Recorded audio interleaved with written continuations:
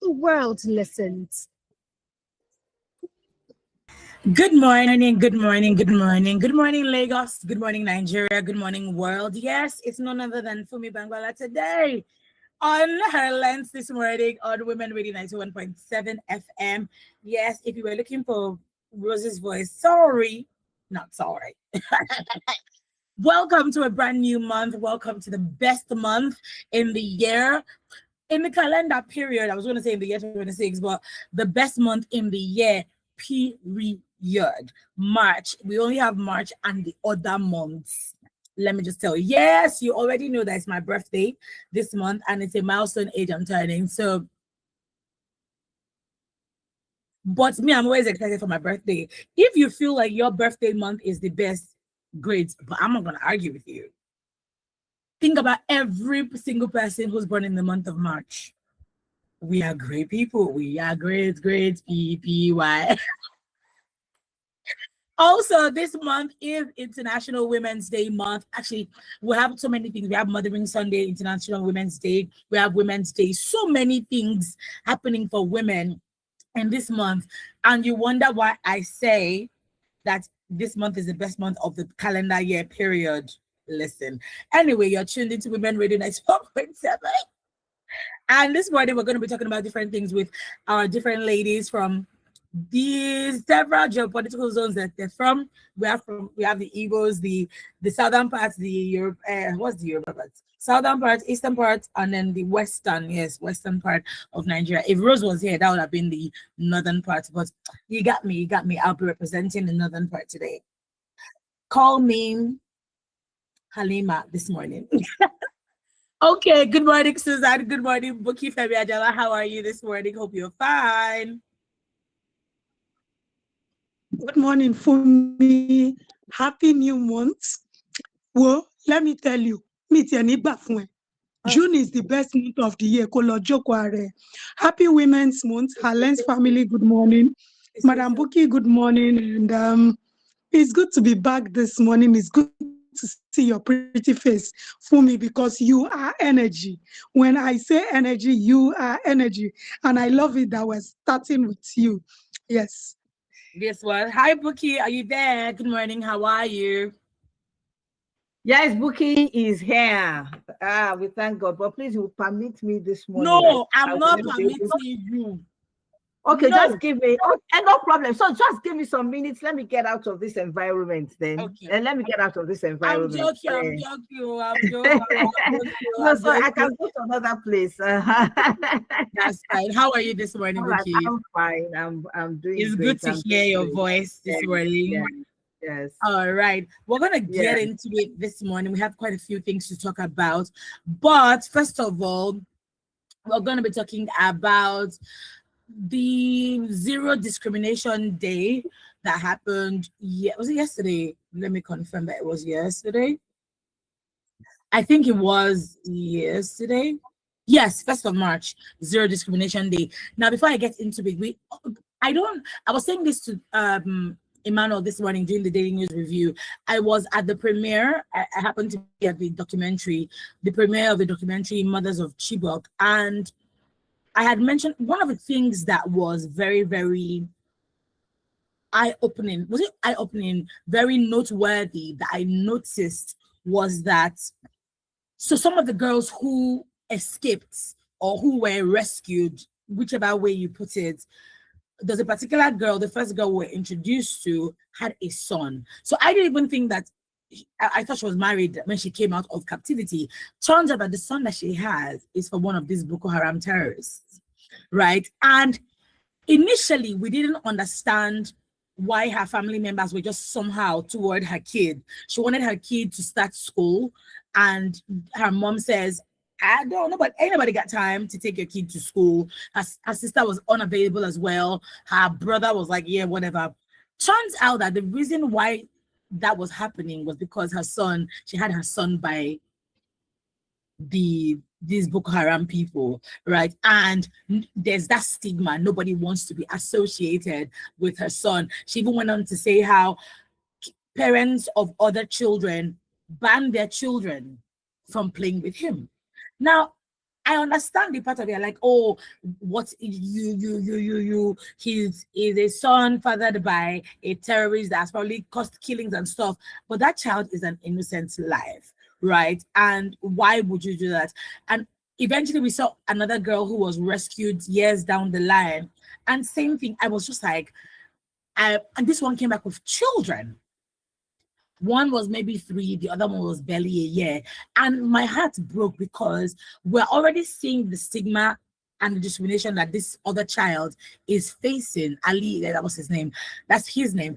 And then this is happening. So we know that we have a discrimination behavior of discrimination. I don't even know which one is the right phrase for it in Nigeria. We have a culture of silence, stigma of shame, any small thing. You don't marry, you are 40 years and you're not married, there's stigma. You've been married for 10 years, you don't have child, there's stigma. You eventually born, na cesarean section you do, na stigma. Oh, you did not breastfeed, is formula you gave your child, is stigma. Oh, your baby, maybe something happened and then your baby maybe broke an arm and they had to amputate the arm or had to be disabled, there's stigma.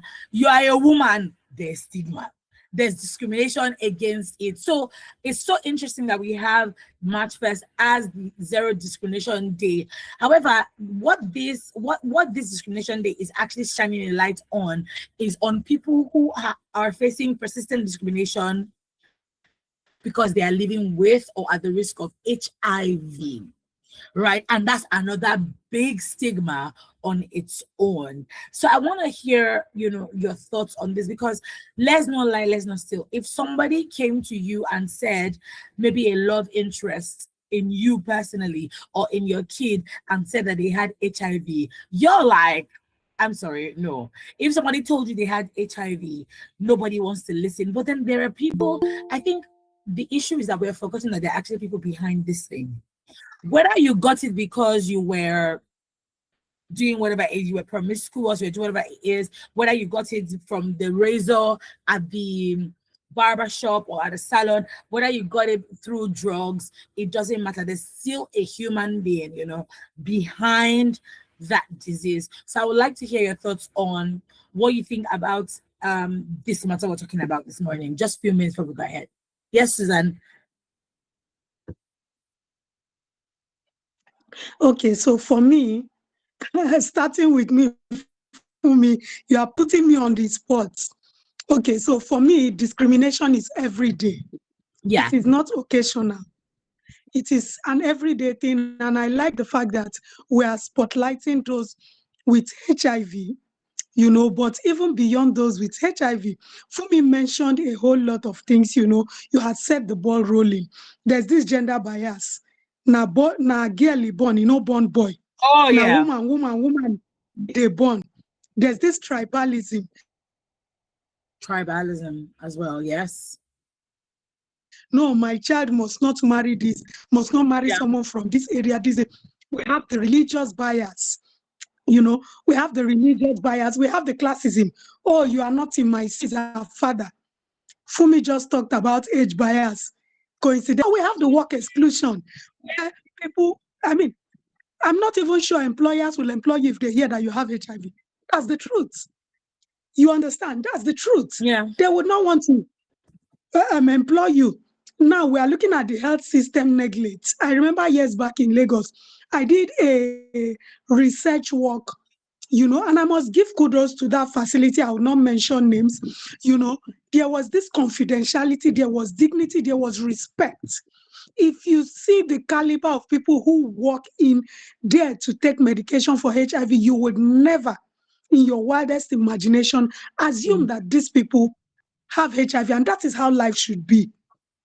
It did not happen because they chose that path. With everything that is happening, nobody wants extra, wahala on themselves. So discrimination most times, because people think, oh, maybe discrimination is something that shouts. No, discrimination does not always shout. And sometimes it is even in the whispers. I've been rolling my chair, rolling my chair towards my hairdresser within my estate. And so, They didn't know that I speak Hausa or something. So they were talking to the and that means this lady is so beautiful, if not for her leg. Yeesh. And this is a visible disability that attracts discrimination. So imagine an invisible one like HIV. When people hear it, I'm trying to break this down so that people know that some of the statements we make break people on a daily basis. It breaks people, and you know, the attitudes around if you know me, if you have met me before, if you go I'll be like, Kilo Shele Gongo. As in how? From where to where? Do you understand? Yeah. And for HIV survivors, I call them, even though people say living with, I call them survivors because they are here because they survived. They could have passed. But HIV, I mean, like diabetes and some other things, they disturb a lot. And there's a high cost of discrimination for these people that we are mentioning because, one, it damages your confidence. I know people who do not want to step out because of one thing or the other. It damages and it limits their economic growth because they cannot struggle on equal basis with their peers because there's a limit to the things that they can do. There's a limit to the things they can do. And then if we continue this way, remember there are thousands and thousands of people with this condition. It will limit our national development, whether we believe it or not, because they can also contribute to our systems. I mean, why would you isolate people? Allow me to tell you the things I can do, whether I have HIV, whether I have a disability, whether I'm a woman, I'm whoever. Allow me to tell you the things I can do, and I do not assume. The problem we have is that we live in a society where people assume your competence, they assume everything. Last week, I was in a meeting. I was quiet, and that is my way, my mode of operation. And it was a high-level stakeholders meeting. I just let them be. People were speaking and all of that. And, you know, by the time I came out the second day, because it was 3 days to make submissions, people thought, and we didn't see that coming. And in my head, I'm like, because you saw me seated on a wheelchair.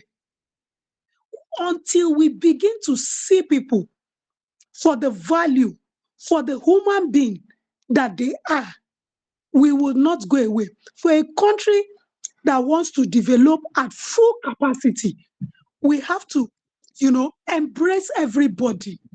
You don't need to, maybe the world is too tough already. People who have diabetes, who have different ailments, they go for their medication, live and let live. Remove all of those discrimination. When I was a teacher, I used to teach my students, you know, when you sit down and a person with HIV sits down beside you, you will not get it. So it is wrong for you to think, as long as it is not an injury, it is not something saliva, you know, it's not something that has a cut or bodily fluid. Why? Why? So I remember that day, one of the students I asked to suggest to me what he thinks can. He said, Auntie, if we eat in the same place, I will get it. I said, no. I said, no, you cannot get it because you are eating from the same plate with that person. And these are the discriminatory practices that continue to limit us as a people. So we should move from, you know, looking at governance and what have you, to looking at the systems that enable people. What are these systems in your office? What are the systems that enable discriminatory attitudes? We should shift this conversation because, of course, I talked about recruitment. Let us move from bias in recruitment. If people say they can do something, please allow them to do it. Do not, you know, start concluding for them. Unequal access to health care. Why can't these people get, you know, their medications? They would lead lives independently. They don't need all of this discrimination because slowly you are killing the person. And we're looking at the educational system. How accessible is it for everyone? Remember, some children also acquire this through childbirth. from their mothers. Yeah. So I am looking at it, from different angles. I think I will stop here because I can go on and on and on and on. Thank you. Thank you so much, Susan. Buki, you want to say something in addition? Yeah, I mean, just to add to what Susan said, I mean, it's the best way to start actually, because she will say it from our own story, she will say it from her, so that people will actually understand. A lot of people do not understand stigmatization, do not understand the effects. They understand stigma, but they don't understand the effect it has on people, because they believe they're okay. You understand? They believe they're okay, except maybe probably those who, if they don't have any physical otherwise challenge, they probably have maybe some people that stammer and things like that. They don't know how to talk and all that. So it's only those kind of people that understand when we are talking about stigmatization, discrimination, they can really understand. But I love what we are doing here, and the fact that we are educating people. We are educating people, and you'll be shocked.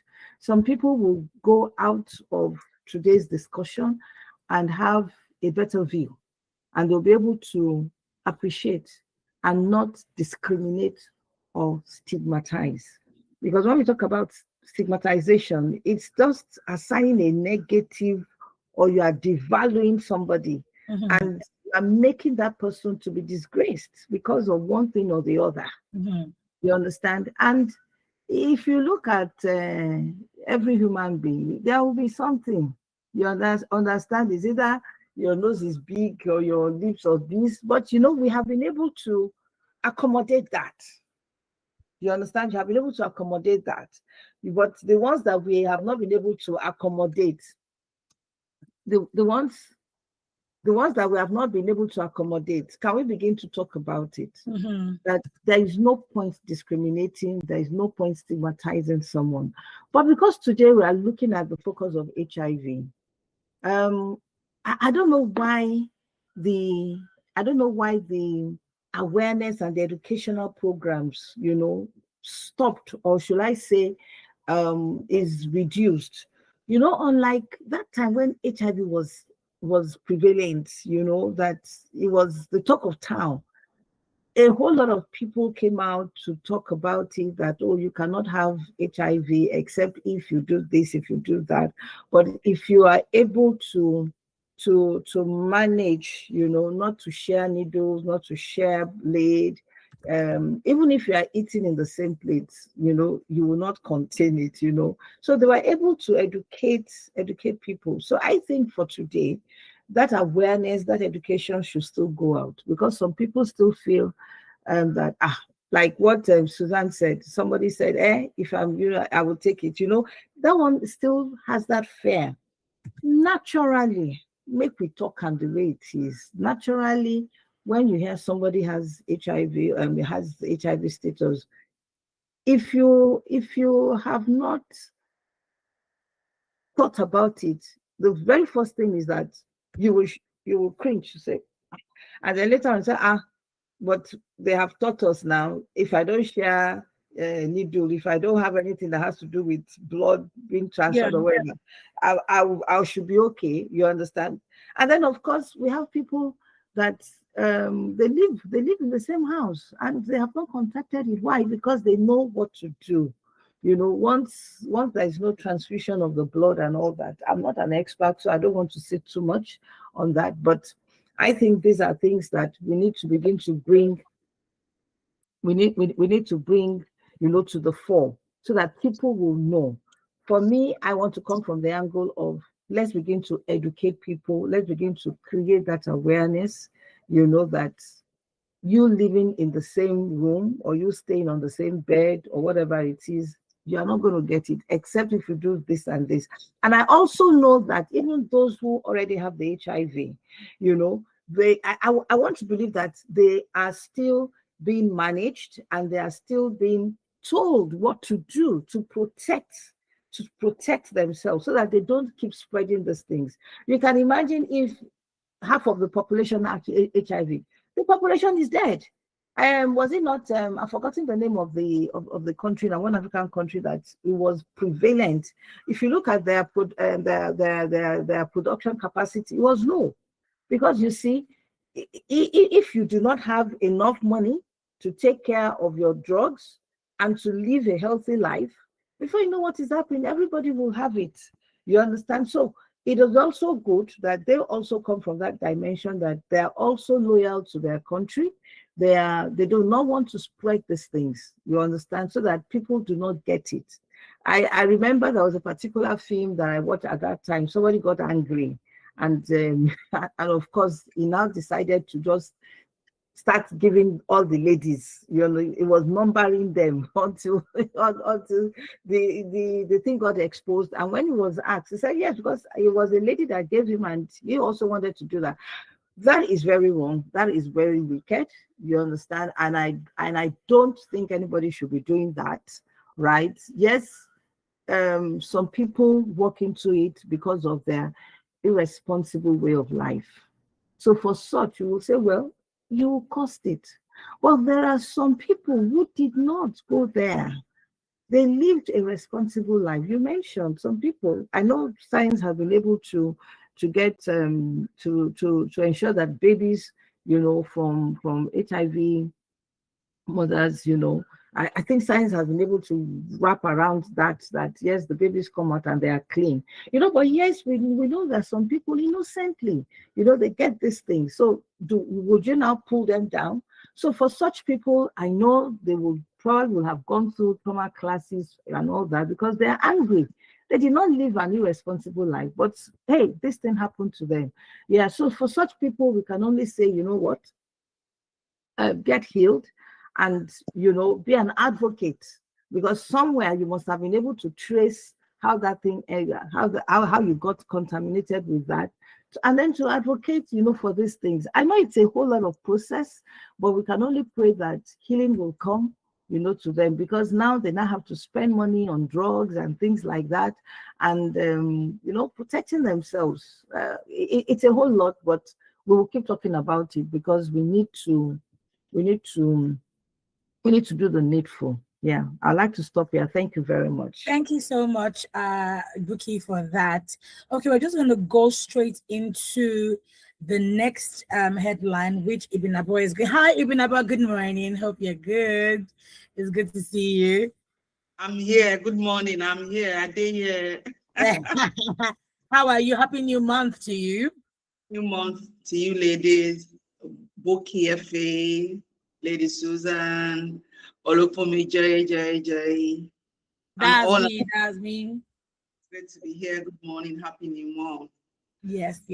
Okay, so we're going to the next one, which Ibn Abo is going to be taking the lead on this conversation, which is loneliness. So I will let you.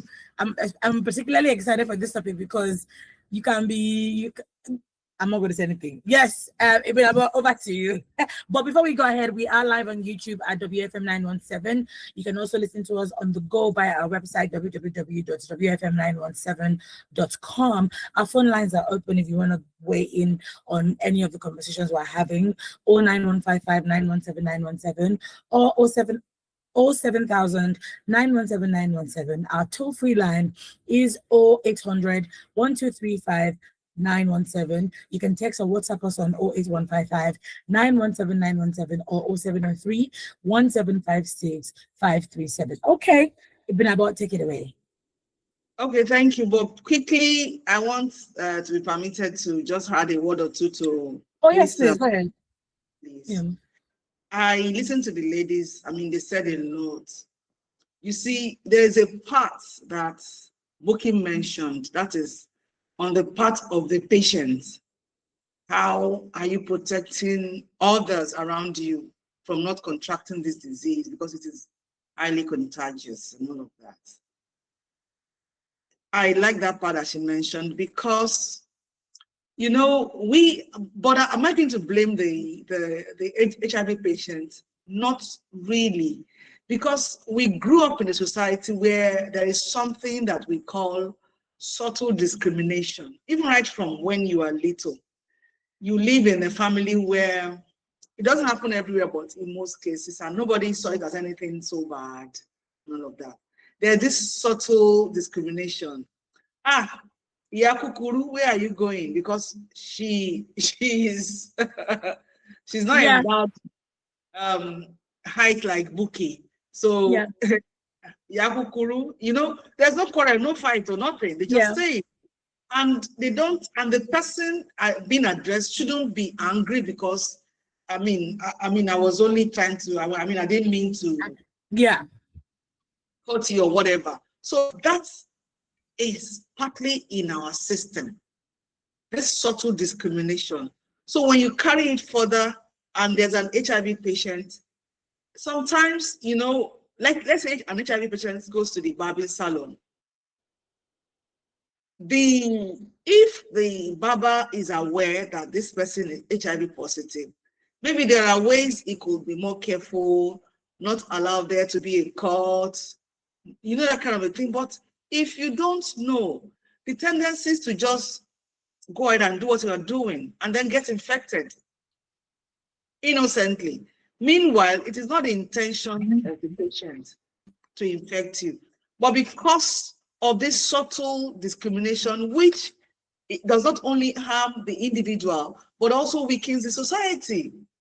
Because he can't tell anybody, she can't tell anybody. She wants to live her life like a normal person that does not have HIV. Meanwhile, there's some things that that might happen around the person that could cause another person to be infected. But because of the fear of discrimination, even when it is not so, explicit, it is implicit. Style discrimination, ogbongbon discrimination, for your discrimination. So at the end of the day, we are all hurting ourselves because this person that is HIV positive will not be bold enough to say, look, I want to barb my hair. Please be careful because I'm HIV positive. Please be careful with me. That kind of a thing. He can't tell you. She can't tell you because you are going to immediately change your countenance. You might even tell him or her to please. You can check another barbing salon. I can't do this place. And it becomes frustrating for the person. So on the part of the person, sometimes the person wants to talk about it, but because of what we have in our society today, this subtle discrimination, you can't lay your hands on it, but it is there. And you know that it is there. And you know that you are being discriminated against, but it is not so vivid. It is not so clear. It is very subtle. So you can't even complain. So just to add that little bit to what the ladies have said, I haven't said that.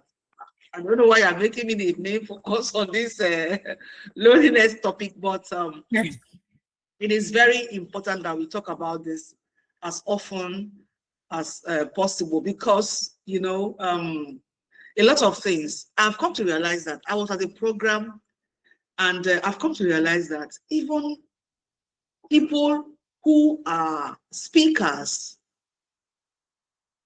on occasions like that, maybe there's a program on loneliness, on social activity. What am I saying? Sometimes when you are lonely, it is different from being alone.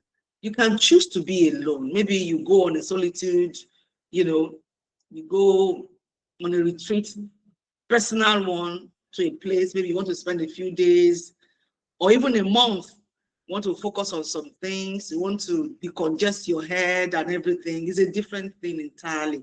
I was discussing with a friend, that is a different story entirely. We're talking about loneliness.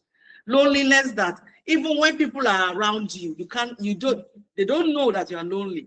There was a time we discussed about a person who committed suicide, and the story went so viral that people made comments, and from the comments, we were able to realize that some people who knew this person never knew this person was this depressed or could commit suicide because they were in every social gathering, they were the heart of the party.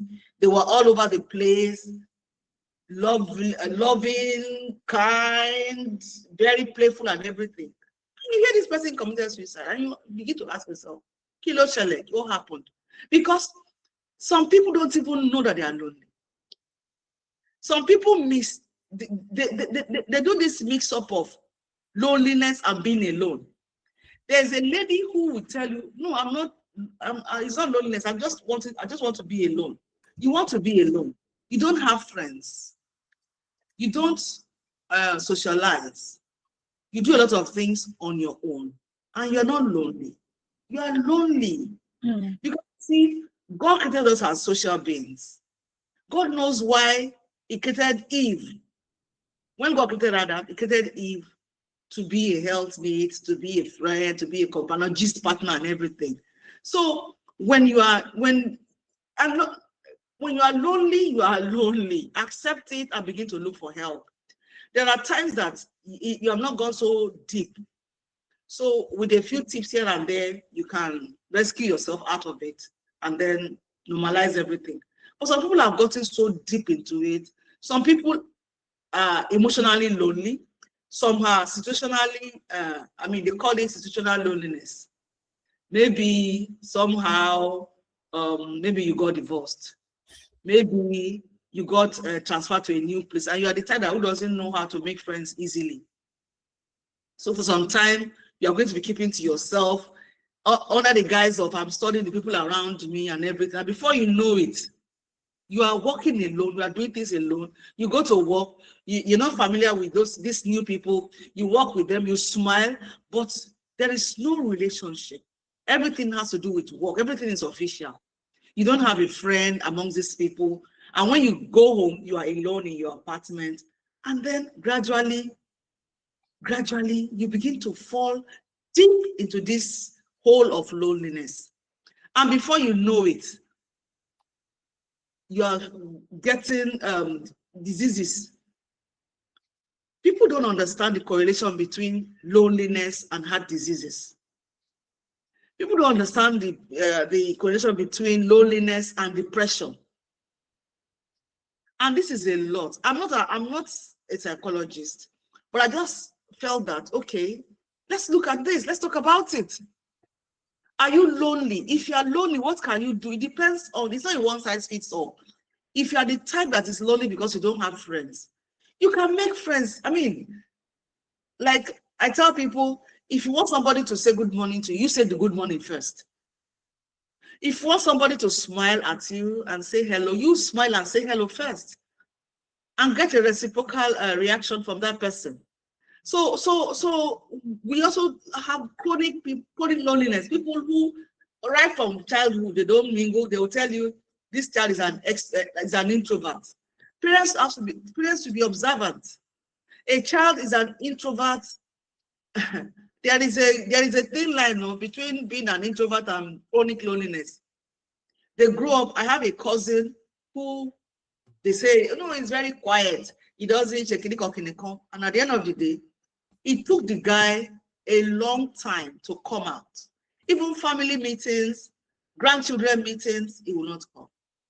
He will give excuses. So such people, you refuse to allow yourself to mingle.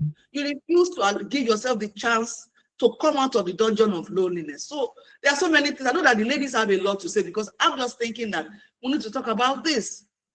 That you have friends that are over 5,000 on social media does not mean you are not lonely. Yeah, those are not your real friends.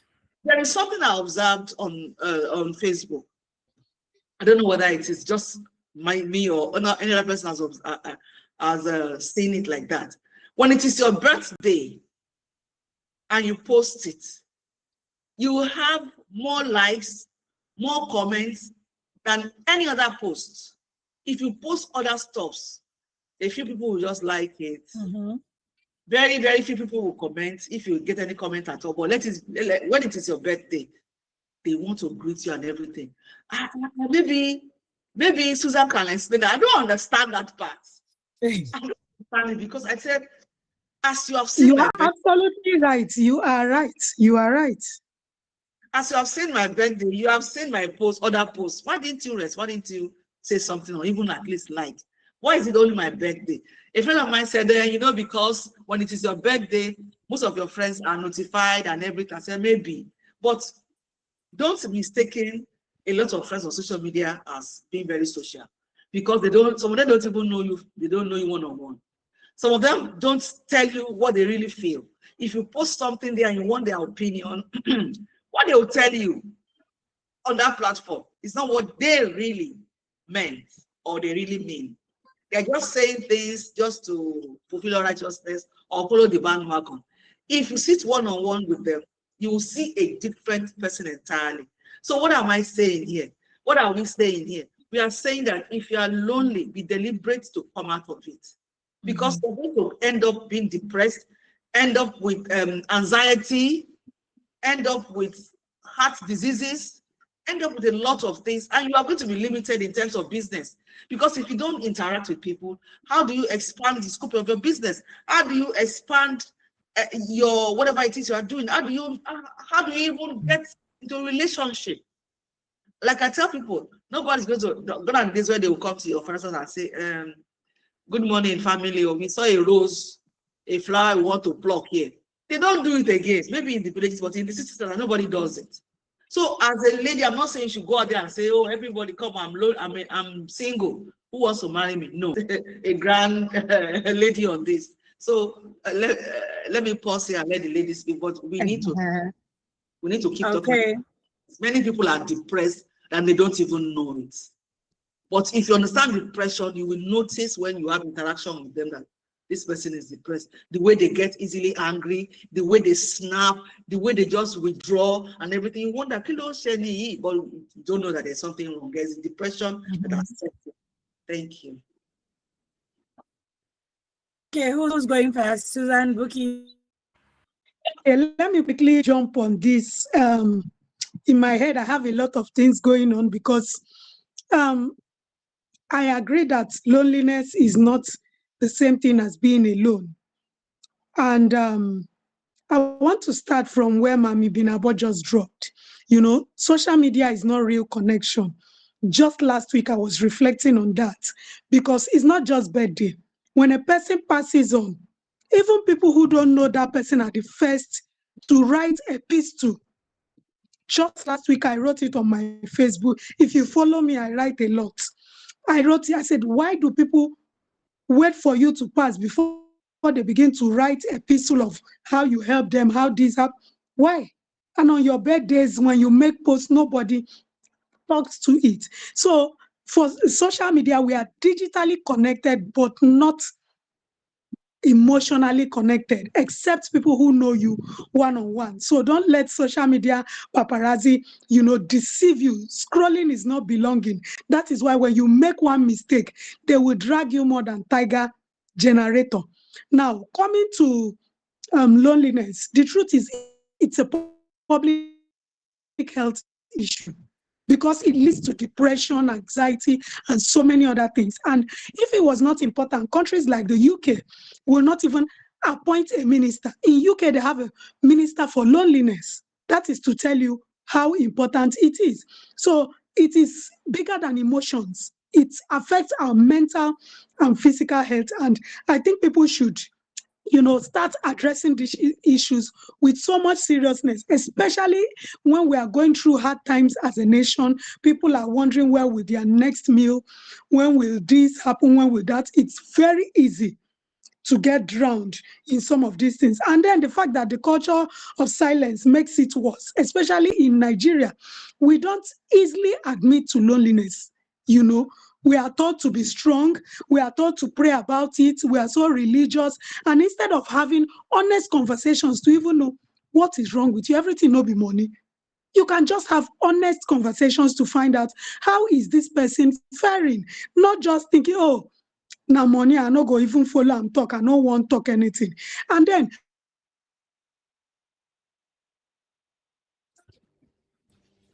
major life challenges, they trigger a lot of loneliness.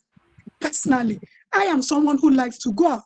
I want to know one hangout that is accessible. In fact, then I was the one who will always tell my friends the accessible gardens within Abuja. Let's go there. Let's go and hang out.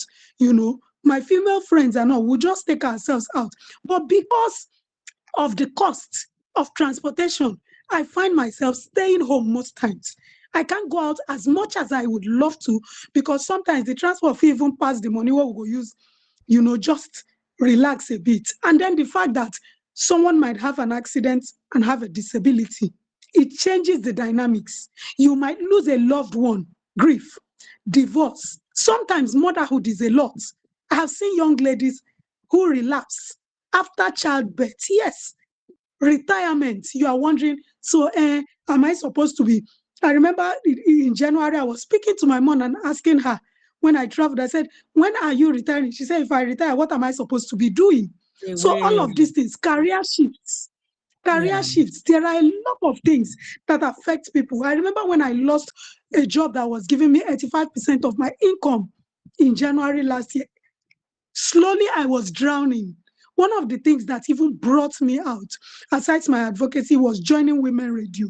But I haven't said it before, because this is someone who is always traveling, engaging, doing things. And when those opportunities are no longer forthcoming, let us be honest, it has a way of draining you, because financially and otherwise, you do not feel like yourself. And people should know that even strong people, they also feel lonely. Don't think that because we bath and dress and come to this platform, we don't feel lonely. No, people feel lonely. There might be that vacuum, maybe a particular area of your life, and it's not even about marriage or anything. There's an area you want, to do certain things, and you are not able to do it. And it's important to establish that we have two types of loneliness. The emotional one, for people like us who are, you have people, but there's no deep bond. And then the social loneliness. You have a community. Some young ladies will call it a tribe. When I came into this platform, I noticed that there's this bond between Ibinabo and Buki FA. So there is this connect. Don't hide on I am strong. It's not my portion. It's not my this. It's not my that. No. And in closing, I would like to say that loneliness is not weakness, please. It's important to establish. It's just a signal that we need deeper connection. I should be able to say, oh, this thing I'm going through. If I call Mami Binabo and speak to her, she's going to give me a solution. She's not going to judge me. It is not about noise. Thank you so much. In just a minute, please, Buki, over to you. For me, the women have spoken. Yeah. So what they have said is correct. Let's try as much as possible to get out of our lonely state. These things come, it comes, but don't let's accept it. Let's get out of it. Like this morning, just before the program, somebody called me and said, it's only you I thought of that I needed to pour my heart to. I almost wanted to say, I'm getting ready for Panorama, but I said, you know what? Continue talking. So when it got to around 9 o'clock, I said, do you know what? I have taken all the things you have written, and truly, I have noted everything down. I said, after 10 o'clock, I will call you. If I had shut her down that I don't have time for her and all that, I have created something, because she said it was me that she saw. I said, okay, if that is it, okay, no problem now. It is God that will use it. It's not me. So as much as possible, let's try to get out of our lonely state. And even for those who are already there, just ensure you get out. And when they reach out to you as well, don't compound their loneliness by saying you don't have time for them. Just it's not everything is money. Some people, they just need time. Some people, they just need greeting. Concerning that social media, the most important thing, because even at times, I'm even guilty, it's only when I see you happy birthday, everybody, I say me to do happy birthday, But I think we just need to appreciate ourselves at times, and help ourselves, that even when you have time to go on social media, drop a post, drop something ahead. So let's encourage ourselves on that. Thank you. All right. Thank you so much, ladies, for coming on the show today. Today was very, very interesting, very informative. Thank you also for sharing, letting us in, Susan, to share. We heard like some vulnerable parts of your story, and can we just say that we're always forever inspired by you and by your story. Same with Ibinabo, same with Buki. We truly appreciate you. Okay, catch us tomorrow. on another edition of HerLens on Women Radio 91.7. Have a blessed day. Up next is Radio Doctor. Bye for now.